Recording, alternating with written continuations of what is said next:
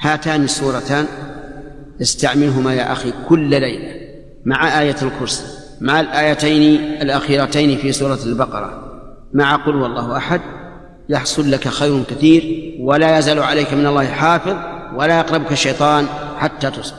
وما أصاب بعض الناس الآن وكثر في الناس من الضيق والقلق والمرض النفسي إلا بسبب الإعراض عن الأوراد الشرعية.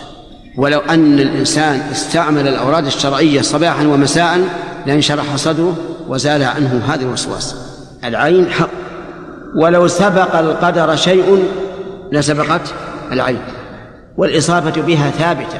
ولكن ما الذي يقي الإنسان من العين؟